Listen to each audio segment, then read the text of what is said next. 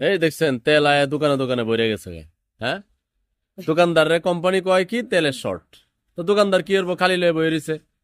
এখন নতুন রেট পড়ছে, এখন মনে করেন দোকানে দোকানে তেল আয়া সব হাজির। তো ওই দিন একটা কোম্পানির প্রতিনিধি আছে, তীর, তারপরে এই 4-5টা বড় বড় গ্রুপ আছে না, গ্রুপের এক, হ্যাঁ পুষ্টি, এরকম একটা কোম্পানির একটা মার্কেটিং প্রতিনিধি বলছে, ভাই আমার নাম ঠিকানা বললেন না, আমরা একটা কথা বলি, বলেন বলেন। কয় তেল কিন্তু আছে কোম্পানিতে। যখনই বলছে যে দাম কনফার্ম হয়েছে বাড়ছে, এমনি রাত্রি গাড়ি লাগাই দিছে, আর এর আগে থেকে মাল নাই। তে কোম্পানি গাড়ি লোড করে রেডি করে রাখছে, দাম বাড়বে তারপরে মাল নামাবে।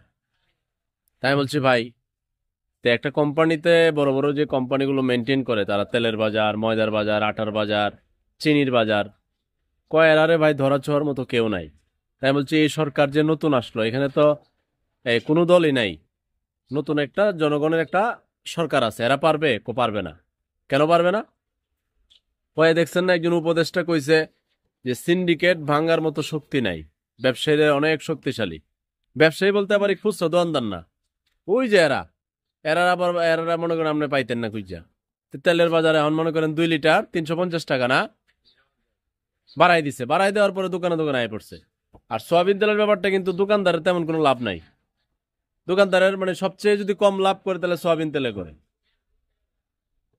তো এদের আহ, বড় জায়গা, মানে ভোক্তা অধিকার অভিযান চালায়, করে জরিমানা করতেছে, ছোট ছোট দোকানে আইতেছে।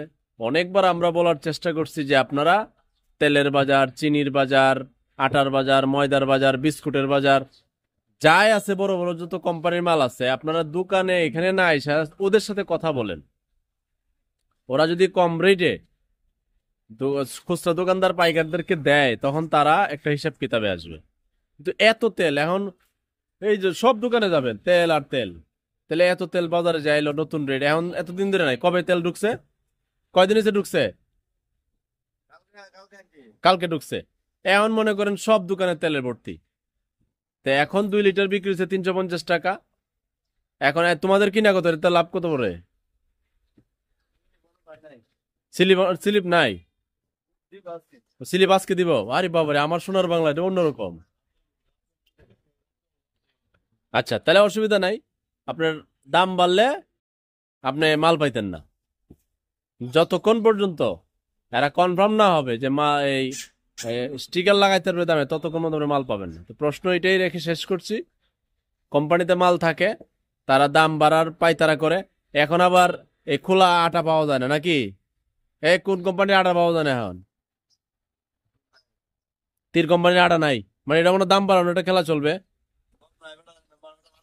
গম নাই, আচ্ছা ওই খেলা আইবো দেখবার, দাম বাড়লে গম আইবো, চলবে আর কি। আমার সোনার বাংলাতে এই সরকারও পারবে না, ক্লিয়ার হয়েছে?